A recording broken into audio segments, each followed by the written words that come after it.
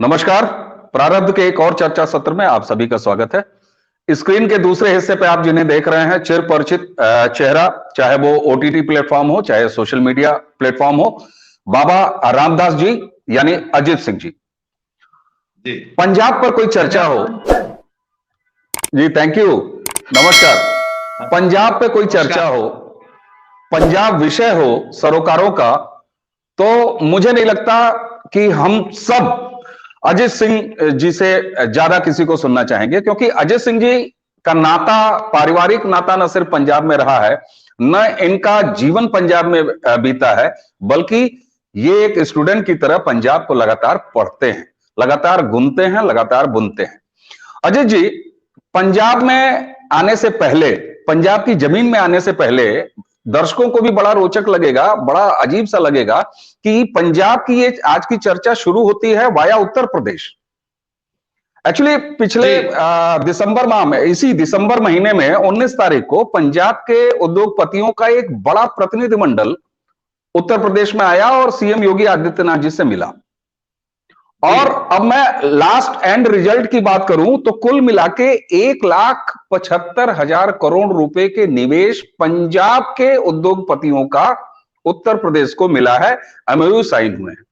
अब इस दोनों के बीच मुलाकात 19 दिसंबर की और 1,75,000 करोड़ का निवेश, इन दोनों के बीच के जरा फिलिंग द ब्लैंक्स को भरिए। आखिर ये माजरा हुआ कैसे पंजाब से? देखिए, पंजाब में तो खैर ये पूंजी निवेश तो पंजाब में आना आज से बहुत पहले बंद हो गया था। उसके और विभिन्न कारण थे।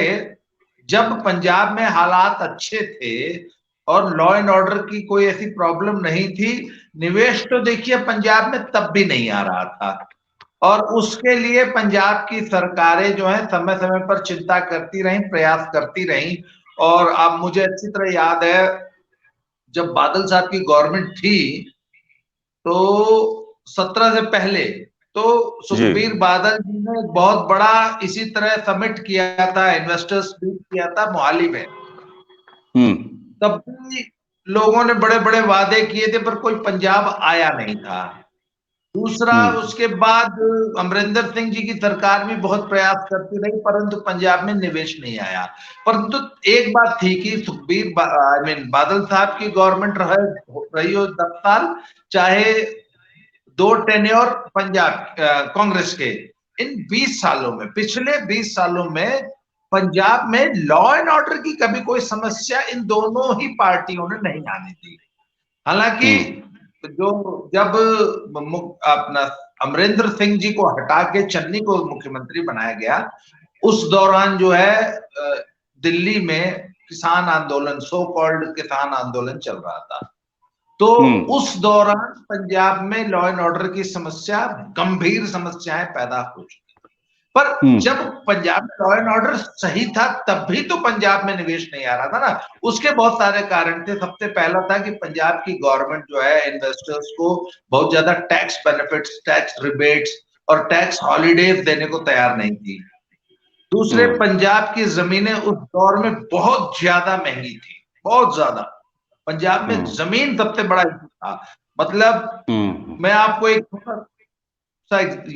किस्सा बताऊं कि मेरे एक दोस्त ने मंडी गोविंदगढ़ में, उनका रोलिंग मिल थी, वो जो लोहा पिघला के जो एंगल गाटर सरिया बनाया जाता ना, पटरी, उसकी। और बीटी रोड के किनारे बहुत ही छोटा सा प्लॉट था। उसको बेच के, वो कितना छोटा प्लॉट रहा होगा, मैं तब मेरे हिसाब से 1,000-1,200 गज जमीन मुश्किल से रही हो। उसको बेच के उन्होंने रायपुर में 5 एकड़ जमीन खरीद के मिल लगाई। 1,200 एकड़ का प्लॉट बेच के 5 एकड़ जमीन खरीदे थे। पंजाब की जमीनें इतनी महंगी। तो एक तो इसलिए कोई पंजाब को उद्योगपति, पंजाब में कोई बड़ी मिल उद्योग नहीं लगा पाता था। दूसरे तरफ Punjab is a landlocked state. यहाँ पे पोर्ट और वाटरवेज नहीं है जिससे कि माल की ढुलाई हो सके। और जो नियरेस्ट पोर्ट है वो जाके वहां आपको मुंबई में और गुजरात में मिलते हैं। तो उसके लिए सुखबीर बादल जी ने, मुझे ये अच्छी तरह याद है कि गवर्नमेंट को ये इंसिस्ट किया कि भैया कम से कम हमको ड्राई पोर्ट्स दीजिए, कम से कम कंटेनर तो आ जाए रेलवे के। और उसके बाद इन्होंने इंटरनेशनल कार्गो के लिए एक इंटरनेशनल एयरपोर्ट मांगा था, जो कि मोहाली में इनको मिल भी गया। तो इसके बावजूद सर बड़े निवेश पंजाब में कभी नहीं आए। फिर उसके बाद चन्नी साहब आए और उसके बाद ये आम आदमी पार्टी गवर्नमेंट आई, तो सर पंजाब, और हम तो, आपको तो अच्छी तरह याद है कि हम तो पिछले 5-7 साल से चिल्ला रहे थे कि खबरदार अगर आम आदमी पार्टी पंजाब में आई तो बहुत भयानक स्थिति होगी लॉ एंड ऑर्डर की। और तब जो बिल्कुल हम, बिल्कुल याद है वो सारी किस्से। और आज बिल्कुल, हम उस पर आएंगे, हम उस पर भी आएंगे डिटेल में। को मार दे रहा है। बिल्कुल बिल्कुल, हम उस पर भी आएंगे, हम उस पर भी आएंगे, हम उस पर भी आएंगे। पंजाब में नए अवतरित हुए जंगल राज पे भी आएंगे। लेकिन आपने कहा कि एक तो जमीनें बहुत महंगी, तो आपने गिनाया ना कि बहुत पहले से पंजाब में इंडस्ट्रियलाइजेशन काफी रफ्तार उसकी कम हो गई थी, बहुत कम हो गई थी, क्या नहीं आते थे। उसकी आपने जब वजह गिनाई तो दो वजह मुख्यतः आपने गिनाया। एक तो वहां पे जमीनें बहुत महंगी, दूसरा टैक्स हॉलीडेज और रिबेट्स जो मिलते हैं गवर्नमेंट की तरफ से, एक उनकी नाकामी, वो नहीं ऑफर की जाती थी। तीसरी आपने बात की ना कि वहां पर लैंड लॉक्ड है, वहां पर कोई पोर्ट नहीं है, वहां पर कोई बंदरगाह नहीं है। अब साहब 19 दिसंबर की जो ये मीटिंग उत्तर प्रदेश में हुई है, ये जो पंजाब की चर्चा हम लोग वाया उत्तर प्रदेश शुरू किए हैं, तो इसमें उत्तर प्रदेश में भी जमीनें उतनी सस्ती नहीं हैं। चलिए हम मान लेते हैं पंजाब के मुकाबले सस्ती हैं। दूसरा, उत्तर प्रदेश भी लैंड लॉक्ड स्टेट है, उत्तर प्रदेश के पास भी कोई समुद्री सीमा नहीं है, कोई पोर्ट नहीं है। लेकिन उसके बावजूद भी 1,75,000 करोड़ के ये जो एमओयू हो गए हैं पंजाब के उद्यमियों से, इसकी वजह मैं आपको बता दूं। जब पंजाब के वो डेलीगेशन आया इंडस्ट्रियल एंटरप्रेन्योर्स का, तो यहां पर भी उत्तर प्रदेश ने तैयारी करके रखी थी, सीएम साहब ने अधिकारियों को बुला के रखा था, क्योंकि सिस्टम तो हर जगह का वही है, आपको पता है, तमाम क्लियरेंसेस, दुनिया के एनओसीज, लाइसेंसेस, दिस दैट।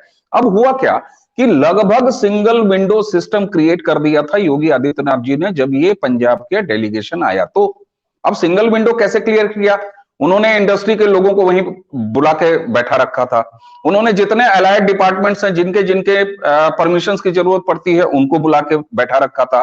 और हुआ क्या, एक साइकिल निर्माता कंपनी ने सहारनपुर में जमीन मांगी, तुरंत उसको जमीन दी गई, उसने एमओयू साइन किया।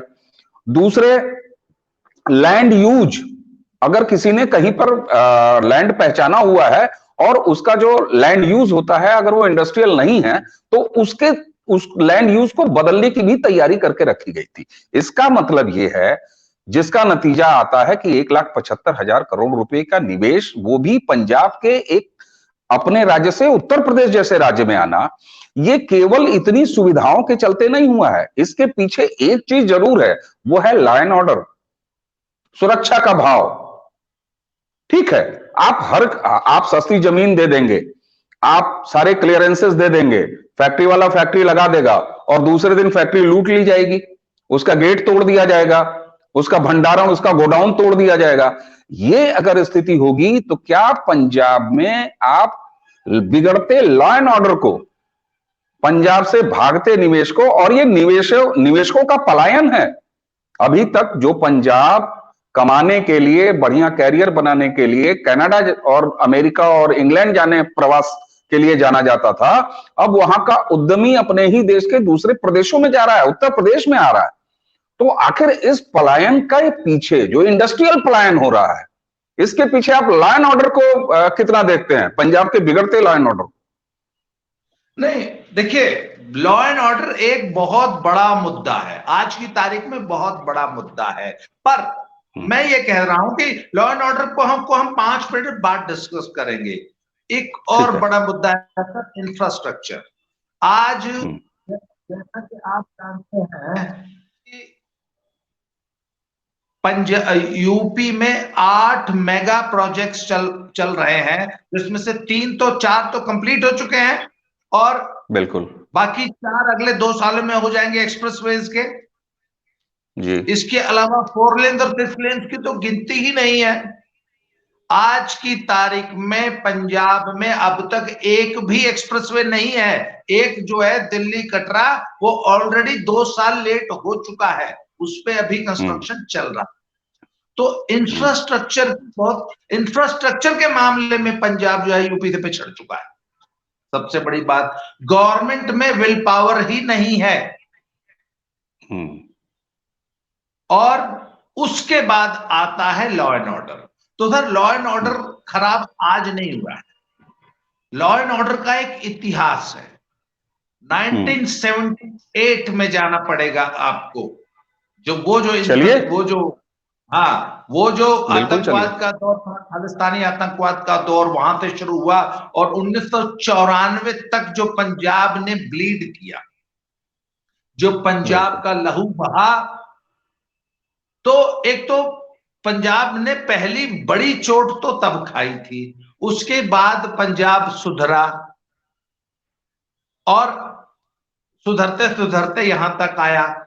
पर उसी दौरान पंजाब में एक बहुत बड़ा पलायन शुरू हो गया कि पंजाब का युवक, पंजाब का यंग ब्लड पंजाब को छोड़ के ट्रक चलाने, पेटी जॉब्स करने, वहां के एयरपोर्ट्स पे झाड़ू पोछा लगाने, वहां टॉयलेट क्लीन करने, वहां बेबी सिटिंग करने जैसे, मतलब काम कोई छोटा नहीं होता, परंतु मीनियल जॉब्स करने, स्किल के जॉब नहीं, मीनियल जॉब्स करने के लिए कनाडा, अमेरिका, न्यूजीलैंड जाने लगे।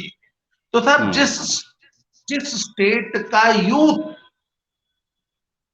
पलायनवादी हो जाए, तो सर बुढ़े एंटरप्रेन्योर बनेंगे क्या? आप ये बताइए। सबसे पहले, आज आप इंडस्ट्री लगाए हैं, जी जी, तो आप पूछेंगे ना, भैया स्किल्ड मैन पावर कहां से आएगी?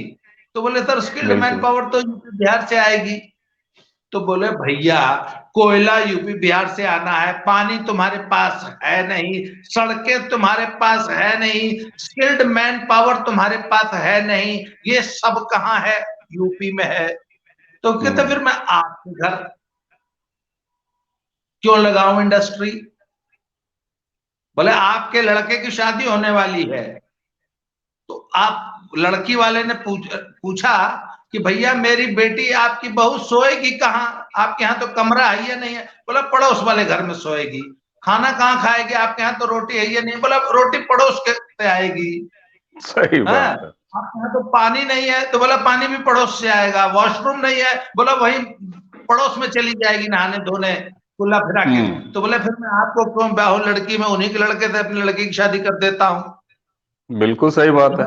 बिल्कुल। ये स्थिति है कि आपके पास है क्या? कोई इंडस्ट्रियलिस्ट आएगा तो आप उसको जमीन आप दे नहीं सकते, बिजली आपके पास है नहीं, पानी आपके पास है नहीं, स्किल्ड मैन पावर आपके पास है नहीं, टैक्स रिबेट आप देंगे नहीं, तो आखिर क्यों आएगा?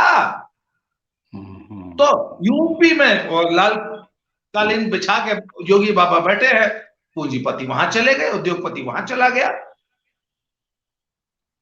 अब आते हैं लॉ एंड ऑर्डर पे दोबारा।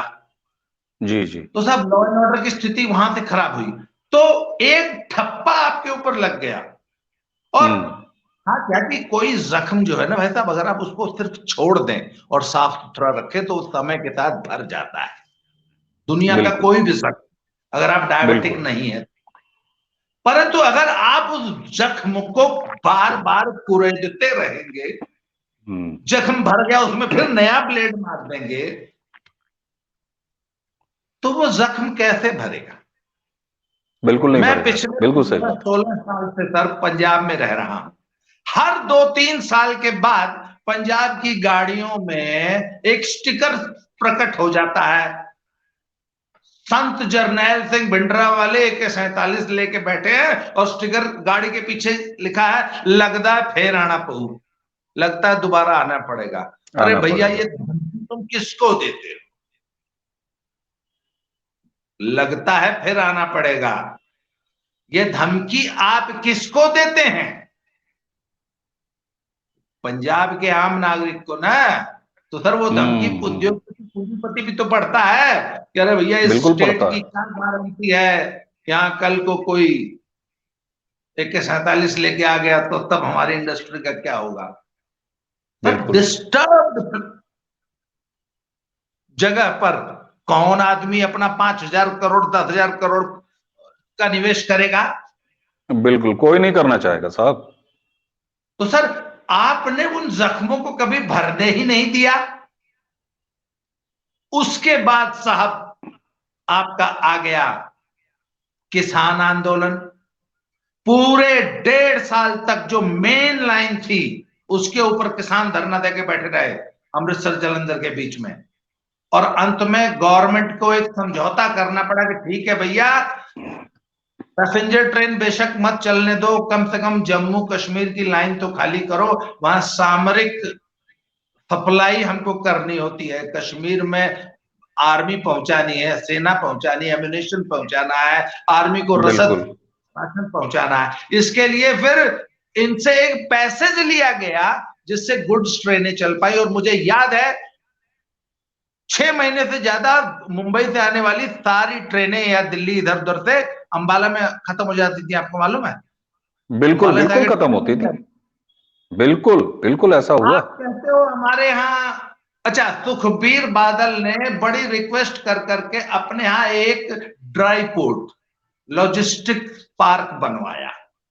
तो अडानी ने एक लॉजिस्टिक पार्क बनाया। लॉजिस्टिक पार्क होता है सर जो बड़े बड़े कंटेनर आके ट्रेनों से उतरते हैं। भाई आखिर पंजाब में कोई उद्योगपति अगर माल बनाए तो उसको यूरोप भेजना है तो वो कैसे जाएगा। तो कहते ठीक जी है भैया कंटेनर में भर दो, कंटेनर जो है ट्रेन पे लाद के डेडिकेटेड फ्रेट कॉरिडोर से मुंबई या मुंद्रा पोर्ट या गुजरात चला जाएगा, वहां से शिप में लद के यूरोप चला जाएगा। बिल्कुल। तो इन्होंने ड्राई पोर्ट बनाया सर, किला रायपुर एक जगह है लुधियाने के पास। जी किसान भाई 1.5 साल उस कंटेनर डिपो के दरवाजे पर, गेट पर 1.5 साल वो धरना चला। अंत में अडानी ने हाथ जोड़ दिया, बाज आए ऐसे मोहब्बत से ये रखो पानदान अपना। और तब उसने अपना वो कंटेनर डिपो अडानी बंद कर साहब ने दिया। सर बिल्कुल। उस कंटेनर में बताते हैं कि 4,000 तो बड़े बड़े ट्रॉले, वो जो बड़े बड़े ट्रक नहीं होते जिसपे कंटेनर लदा होता है, जी और जी जी उसपे जी। से कंटेनर लादने उतारने के लिए हजारों वो बड़ी बड़ी क्रेन चलती थी। तो क्रेन्स वो होते क्रेन हैं जी। ऑपरेटर और ट्राले चलाने वाले और ट्राले मालिक सारे लोकल पंजाबी लड़के थे। सर 4,000 नौकरियां गई हैं। जी जी। और आप कहते हो आपके इंडस्ट्री नहीं आती। इंडस्ट्री आए, पहले इंडस्ट्री से पहले पोर्ट आएगा। पोर्ट बिल्कुल तो आपने खुद बंद करा दिया। बिल्कुल। अंबानी के एक स्टोर इन्होंने 1.5 साल चलने नहीं दिए। अंबानी के जितने जियो के वो नहीं है, रिलायंस स्मार्ट, रिलायंस ये, जी रिलायंस जी फ्रेश, जी। रिलायंस वो सब रिलायंस पंजाब रिटेल, हाँ रिटेल शॉप जो उनकी होती हैं। शॉप्स, उनके जो बड़े बड़े स्टोर हैं, एक भी स्टोर नहीं चला। उसका जियो का टावर उखाड़ दिया इन लोगों ने। हाँ, मैं उस पर आने वाला था कि कम्युनिकेशन जिसका कि हर छोटा बड़ा आदमी आज कम्युनिकेशन के समय में मोबाइल का उपयोग करता है, मोबाइल उसकी जरूरत बन चुकी है, चाहे वो पेमेंट करना हो, चाहे बातचीत करना हो, चाहे वो कनाडा बात करना हो, चाहे वो यूके बात करना हो। ऐसे जियो के टावर्स को उखाड़ा जाता हुआ वीडियोस तमाम उस सो कॉल्ड किसान आंदोलन के समय पूरे देश ने देखा है। वो अराजकता पूरे देश ने देखी है। आप बिल्कुल सही कह रहे हैं जी। अडानी का एक वेंचर है, वो तेल भी बनाता है, खाद्य तेल। पता नहीं किस नाम से, शायद ब्रांड का नाम नहीं मालूम, अडानी का चलिए। तेल आता है। हाँ मुझे ठीक है। याद है ये लोग डंडा लेके दुकानों पे धरना छापा मारते थे कि तुम अडानी का तेल तो नहीं बेच रहे हो किराना शॉप्स पे। तो सर हम्म। अडानी आपके स्टेट में अपना खाद्य तेल नहीं बेच सकता, अडानी अपना हम्म। लॉजिस्टिक पार्क नहीं चला सकता, अंबानी अपना जियो का टावर नहीं चला सकता, अंबानी अपना 1.5 साल तक जियो रिलायंस के स्टोर बंद रहे। तो सर जब अडानी अंबानी की औकात नहीं है कि वो पंजाब में अपना काम कर सके, अपना उद्योग धंधा चला सके, तो बेचारा छोटा मोटा मुंजाल और हीरो जो 1,000 करोड़ के ग्रुप है, उनकी क्या औकात है कि वो पंजाब में इंडस्ट्री चला लेंगे? बिल्कुल साहब, बिल्कुल साहब। अच्छा, चलिए साहब, ये सब कुछ हो गया। मोदी जी ने इनके आंदोलन के सामने किसान आंदोलन का वो किसान कानून, काले कानून सो कॉल्ड, वापस ले लिए। धरना इनका अब भी चल रहा है। अब भी ये मुख्यमंत्री के वहां घर आवास संगरूर में घेर के बैठे हैं, तब से इनका धरना कभी खत्म ही नहीं हुआ। मतलब यहाँ ये वो ये धरना जीतने ये को लोग है ना, कम से एक कम मिनट, 20-25 ग्रुप। पंजाब में एक मिनट, परमानेंट धरना चल रहा है। एक मिनट अजय सिंह जी, यहां मैं रोकूंगा आपको। ये शायद पंजाब के बाहर और आप जैसे व्यक्ति जो कि पंजाब से गहरा नाता रखते हैं, हर तरह की खबरें रखते हैं, उनके अलावा बहुत सारे लोगों के लिए ये चौंकाने वाली खबर होगी कि किसान आंदोलन को बीते तमाम दिन हो गए, बिल्स को वापस लिए जाने को तमाम दिन हो गए, और आप कह रहे हैं कि धरना अभी भी चल रहा है। ये क्या है? अरे, नई नई मांगे क्रिएट कर लेते हैं ना। हाँ, नई मांग पे धरना। कहो ये वाला मांगा है, कल से किसान धरना, चलो ट्रेन नहीं चलेगी, सड़क नहीं जा, सड़क, अच्छा ट्रेन जाम कर देंगे, सड़क जाम कर देंगे। भाई ट्रेन और सड़क, एक तो सड़क आपके पास पहले ही नहीं है। मैंने कहा पंजाब में एक भी एक्सप्रेस वे नहीं है। अमृतसर से दिल्ली जाना हो आपको, सारा दिन लग जाता है। क्यों और जो आज है तक उसको इनका? जाम करके बैठ जाओगे। अरे रुकिए, जालंधर से होशियारपुर एक शहर है जो कि आगे हिमाचल को कनेक्ट करता है, तो उसको जोड़ने वाली एक 2 लेन पुरानी सड़क है बाबा आदम के जमाने की। अच्छा। आज से करीब 10 साल पहले वो 4 लेन पास हुई कागजों में। फिर 2014 में जब गडकरी जी आए तो उन्होंने जालंधर होशियारपुर रोड को त्वरित गति से एनएच बनाने का ठेका दिया। ठीक है। सर मोदी जी को आए हुए तो 8 साल होने जा रहा है। हाँ जी। मात्र 35 किलोमीटर डिस्टेंस है।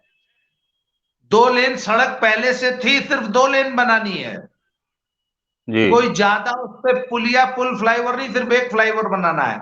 8 साल में तैयार नहीं हुआ, और जो उसकी गति है अगले 8 साल और तैयार नहीं होगा।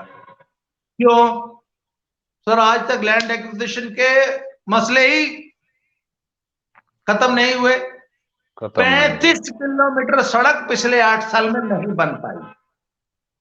रास्ते में एक कस्बा पड़ता आदमपुर, उसके ऊपर एक फ्लाईओवर बनाना जिससे कि ट्रैफिक ऊपर ऊपर शहर के बीच से निकल जाए, और उसके आज तक सिर्फ पिलर खड़े हुए हैं 8 साल में। 35 किलोमीटर सड़क पंजाब में नहीं बन पाई, 2 लेन का 4 लेन। योगी जी ने मात्र 18 महीने में 340 किलोमीटर लंबा पूर्वांचल एक्सप्रेसवे बना दिया। बिल्कुल साहब, 18 महीने में। तो सर बिल्कुल क्या बनाया। मुकाबला करेगा पंजाब यूपी का? अब आगे बिल्कुल आइए, सही। तो लॉ एंड ऑर्डर की स्थिति इतनी खराब है कि पिछले 3 महीने में लगभग 50 लोकल बिजनेसमैन, जो छोटे बिजनेसमैन होते हैं ना, जो छोटे छोटे बिजनेस कर रहे हैं, उन पे फिरौती रंगदारी के फोन आए। एक मोगा का लड़का था, एक कपूर अपना नकोदर का था। मोगे वाले लड़के का अपहरण किया और उसको उसी दिन मार के काट दिया। नकोदर वाले लड़के को पहले फोन किया, जब उसने पैसा नहीं दिया तो उसकी दुकान पे आए, उसको गोली मार गए। तो उस दिन से ये हालत है कि शाम को 7 बजे, हालांकि आजकल सर्दियां भी है, मौसम भी खराब है, वो एक अलग फैक्टर है, पर अब पेरेंट्स अपने बच्चों को ये कहने लग गए हैं कि भैया देर तक रात को सड़क पे मत घुमा करो, शाम को 7 बजे वापस आ जाया करो। नहीं तो हमने पंजाब में वो भी समय देखा है कि रात को 12 बजे तक तो रेस्तरां चलते थे, नाइट लाइफ हुआ करती थी पंजाब। आज शाम 7 बजे पेरेंट्स ने कहना शुरू कर दिया है कि भैया समय से घर आया करो, माहौल ठीक नहीं। बिल्कुल। जो पंजाब और पंजाबी संस्कृति जो है वो नाइट आउट के लिए जानी जाती थी, मस्ती के लिए जानी जाती थी और खुल के जीने के लिए जानी जाती थी, आज उसके जीना तो छोड़ दीजिए, उसके काम करने, रहने, सोने, खाने, हर चीज का ये हाल है। अब ऐसे में अच्छा ये बताइए, लॉ एंड ऑर्डर हम लोग तब से बात कर रहे हैं साहब, सरकार अगर चाह ले तो 24 घंटे में लॉ एंड ऑर्डर दुरुस्त हो जाता है। नहीं सर, क्या हनक, बात। सत्ता की हनक, सत्ता नहीं की नहीं हनक नहीं सर कायम हो जाती है। सर, सत्ता की हनक कायम होने में 24 घंटे तो बहुत लंबा समय है। अच्छा। सर मुख्यमंत्री जिस दिन चाह जाएगा ना सर, 24 मिनट नहीं लगता है, 24 मिनट का काम है प्रदेश में लॉ एंड ऑर्डर मेंटेन करना। पर सर उसके लिए पॉलिटिकल विल पावर चाहिए। ये बड़ी बात। पॉलिटिकल विल पावर नहीं है सरकार में। और सर क्यों नहीं है, इसकी शुरुआत हाँ कहां से हुई, मैं आपको बड़ा मजेदार। जी। सर आपको याद होगा कि जब इन्होंने प्रधानमंत्री का रास्ता रोक दिया था और प्रधानमंत्री एक्सपोज हो गए थे, उनकी सुरक्षा खतरे में पड़ गई थी फिरोजपुर जाते समय, याद है। जी जी बिल्कुल, फ्लाईओवर पर रोक दिया था। चन्नी चन्नी साहब का एक स्टेटमेंट आया था कि चाहे कुछ हो जाए मैं अपने लोगों पर कार्रवाई का आदेश नहीं दूंगा। नहीं दूंगा। मतलब चाहे देश का प्रधानमंत्री खतरे में आ जाए, मैं अपने लोगों पर कार्यवाही का आदेश नहीं दूंगा। तो सर जब आप पुलिस को कार्यवाही का आदेश नहीं देंगे तो कैसे लॉ एंड ऑर्डर मेंटेन हो जाएगा sir. Sir law and order maintain करने के लिए लोहे का शिकंजा होता है, ये लोहे का हाथ होना चाहिए ऐसे। सर राजा राज नहीं करता है, पुराने शास्त्रों के समय से है, राज दंड राज करता है। जो बिल्कुल। राजा का सिंहासन होता था ना, उसके बगल में एक दंड होता था, उसके अंदर ध्वज लगा होता था, उसको राजदंड बोलते थे।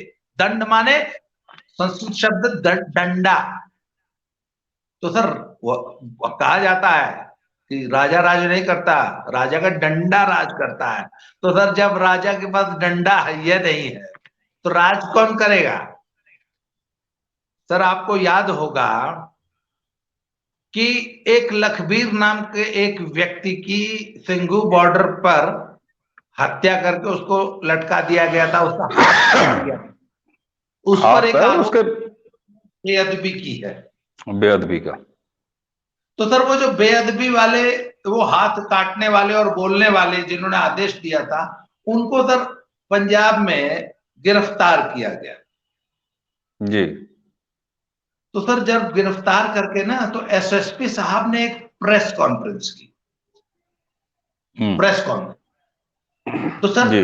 उस प्रेस कॉन्फ्रेंस में उन महोदय को बाकायदा पेश किया गया, उनके साथ उनके समर्थक थे और वो आए, नारे लगे और फिर बाकायदा उन्होंने प्रेस को संबोधित किया। एसएसपी साहब बैठे हुए थे, एसएसपी साहब के सामने प्रेस को संबोधित किया एक अपराधी ने जिसपे हत्या के आरोप है, और बाकायदा उन्होंने 15 मिनट लेक्चर दिया। कांग्रेस की गवर्नमेंट थी तब, चुनाव से पहले की बातें हैं। तो जी जी 15 मिनट लेक्चर दिया एक अपराधी ने। सर अपराधी को पता है जब प्रेस कॉन्फ्रेंस होती है तो कैसे बैठाया जाता है, चोरों की तरह उकड़ू जमीन पे बैठा के जब पेश उकड़ू किया जाता है। जमीन में बैठाया जाता है सर, और कई बार तो हाँ, स्लेट पे नाम पता बल्दियत सब लिख के नाम ऐसे होता है। रखवाया जाता और यहाँ पे अपराधी को, हत्या के अपराधी को आप as a hero press conference में, एसएसपी साहब 15 मिनट बोलने का मौका दे रहे हैं प्रेस कॉन्फ्रेंस में, तो सर ऐसे में लॉ एंड ऑर्डर क्यों खराब नहीं होगा। सर जब उस है। लखबीर बिल्कुल। नामक गरीब आदमी की हत्या हुई तो उसको कोई मुआवजा, उसके यहां कोई पॉलिटिकल पार्टी हम्म। सांत्वना तक देने नहीं गई, वो भी दलित था। एक ये चंद्रशेखर बिल्कुल रावण गया था, उसके अलावा कोई नहीं गया था यूपी से। बिल्कुल तो सर बिल्कुल। एक बात बताइए ना, ये क्या था, ये एक एक वर्ग विशेष का अपीजमेंट था। और ऐसा अपीजमेंट जैसा मैंने आज तक भारत के इतिहास में नहीं देखा। तो सर, जब आप वर्ग विशेष का अपीजमेंट इस लेवल पे जाके करेंगे तो लॉ एंड ऑर्डर क्यों खराब नहीं होगा? बिल्कुल सही बात है। और आम आदमी पार्टी, जिसको कि शहरी नक्सल पार्टी आप कह लीजिए, शहरी माओइस्ट पार्टी के लिए ये अराजकतावादी हैं ये, और इन्होंने लगातार ये दिखाया है। वहीं गुजरात की जनता समझ जाती है इन्हें और अच्छी तरह से इनको समझा भी देती है। लेकिन पंजाब में अब हम इस चर्चा को थोड़ा हमने काफी समस्या पर बात की और आपने बड़े विस्तार से असली कारणों को सामने रखा कि पंजाब, वह पंजाब जो कि कभी लहलहाते हुए प्रदेश के रूप में जाना जाता था, वह पंजाब जिसके नाम पर यह तमगा है कि उसने पूरे भारत को खिलाया है। कितना सच है कितना गलत है ये अलग रखते हैं, लेकिन वो पंजाब जो जहाज पकड़ के उड़ने के लिए जाना जाता था कनाडा और बाकी जगहों पर, उस पंजाब के इंडस्ट्रियलिस्ट किसी तरह भाग रहे हैं और भाग के उत्तर प्रदेश जैसे प्रदेश में अपनी संभावनाएं देख रहे हैं। तो ये पंजाब की कहानी खुद में बहुत कुछ कह देता है। साथ में आपने किसान आंदोलन के नाम पे एक प्रो लेफ्ट टाइप का जो एक पूरा खेल चल रहा है पंजाब में। साहब, धरना तो वामपंथियों का जो है बिल्कुल रोजी और रोजगार है ना। वो तो जल जंगल जमीन के नाम पर उनको कुछ नहीं मिलता है, तो धरना। आपने जिस तरीके से कहा कि सालों हो गए किसान बिल को वापस लिए हुए, लेकिन पंजाब में अभी भी धरना चल रहा है। तो पंजाब में तो एक दूसरे टाइप का ही नक्सलिज्म चल रहा है। अब ऐसे में आम आदमी पार्टी से और उसके मुखिया से, दिल्ली के सुल्तान से कोई बहुत ज्यादा उम्मीद नहीं की जा सकती है। लेकिन चलते चलते अब हम इसको अगर समअप करें चर्चा को, कोई इलाज दिखता है आपको पंजाब का? सर, प्रेसिडेंट रूल लगा के एक राजदंड, राजदंड। सर, कश्मीर का इलाज हो सकता है ना? कश्मीर का इलाज हमने होते देखा है ना? बिल्कुल देखा है। 5 अगस्त को बिल्कुल देखा है सर। सर, कश्मीर वाला हाल करना पड़ेगा। दिल्ली से एक बहुत मोटा राजदंड आएगा। और सर, कश्मीर तो बहुत बड़ी समस्या थी, पंजाब की समस्या तो 1.5 मिनट का काम है सर, 1.5 मिनट। पर उसके लिए पॉलिटिकल विल पावर चाहिए, जो इन पार्टियों में नहीं है। इन पार्टियों में नहीं है। और तो फिर ये उम्मीद की जानी चाहिए, जब आप दिल्ली की तरफ देख रहे हैं पंजाब के इलाज के लिए, तो निश्चित रूप से दिल्ली में तो वो राजनीतिक इच्छा शक्ति रही है और दिल्ली ने समय समय पर दिखाया भी उसको। आपने खुद कश्मीर का उदाहरण दिया। तो क्या ये माना जाए कि पंजाब खुद को सुधारने के लिए कुछ नहीं करेगा, अब उसको सुधार के लिए भी कहीं से आयातित राजदंड ही आना होगा? सर, बात यह ना कि पंजाब की जनता ने प्रचंड बहुमत से एक पार्टी को सत्ता दी, तो उस जनादेश, अभी तक सरकार जो है ना, केंद्र सरकार सिर्फ उस जनादेश का आदर कर रही है।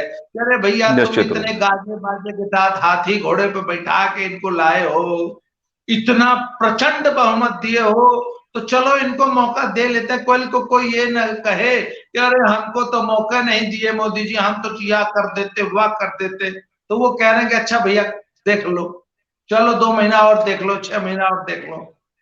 ठीक है। तो सर, अंत में तो कुछ न कुछ तो करना ही पड़ेगा। पंजाब चलिए साहब, तो पंजाब 2-2, 4-4 महीने की किश्तों में अपने आप को देखता रहे, अपने हाल को देखता रहे, और यहां निकालने वाले योगी आदित्यनाथ 1,75,000 करोड़ रुपए लेके चले आए। आपको पता ही होगा, दर्शकों को भी बता दें। इसमें एक चीज ऐड करूंगा, 1,75,000 करोड़ तो सिर्फ पंजाब के उद्योगपतियों का है। मैंने पंजाब का ही बात किया। मैं वही फिगर आपको दे रहा हूं, वही फिगर दे रहा हूं कि अगले महीने उत्तर प्रदेश में ग्लोबल इन्वेस्टर समिट मीट हो रहा है। और ये 1,75,000 करोड़ रुपया तो पंजाब का अपने जमीन से, अपने भाई का ये टेक है, अपने पंजाबी भाइयों का टेक है। उत्तर प्रदेश ने इस इन्वेस्टर समिट से कुल 10 लाख करोड़ का लक्ष्य रखा है सर। और पिछले दिनों करीब 15-20 दिन 16 देशों में उत्तर प्रदेश के मंत्री, सीनियर ऑफिसर्स, उनके अगुवाई में अलग अलग रोड शोज हुए हैं तमाम देशों में। और आपको जान के खुशी होनी चाहिए, दर्शकों को भी यह जान के प्रसन्नता, एक शुभ समाचार है कि उत्तर प्रदेश में 10 लाख के उस टारगेट के अगेंस्ट 16 देशों से अब तक कुल 7,12,000 करोड़ रुपए के एमओयू साइन हो चुके हैं। 7,12,000 करोड़ और उसमें 1,75,000 करोड़ और आप जोड़ लीजिए तो ये लगभग 9 लाख करोड़ हो जाता है। 10 लाख करोड़ का कुल टारगेट था। निश्चित रूप से इसी तरह की सकारात्मक सोच और राजदंड, आपने जो बार बार कहा ना, उस दंड की वाकई जरूरत है। उस दंड के, वो कहते हैं ना कि एक देशज की कहावत है कि सत्ता न गोली से चलती है, न बम से चलती है, न तलवार से चलती है, सत्ता हनक से चलती है। अब उत्तर प्रदेश के ऐसा नहीं है कि हर टोले मोहल्ले, हर थाने में बुलडोजर खड़े रहते हैं, लेकिन बुलडोजर का एक भाव इतना गहरे तक बैठ चुका है उन लोगों के बीच में जो समाज के दुश्मन है कि अब वो बुलडोजर का बॉ बोल दीजिए, उठ के भाग खड़े होते हैं सब। तो उम्मीद की जानी चाहिए कि ये समझ, ये सोच और ये भाव पंजाब में भी कभी ना कभी जगेगा। आखिर पंजाब हमारा है, 5 नदियों का है और हमारी साझी विरासत का एक बहुत समृद्ध जगह है पंजाब। अजित जी, स्वामी रामदास जी, आपने पंजाब पर बातचीत उत्तर प्रदेश के माध्यम से, उत्तर प्रदेश के वाया आपने इतना समय दिया, इतनी खूब सारी जानकारी दी।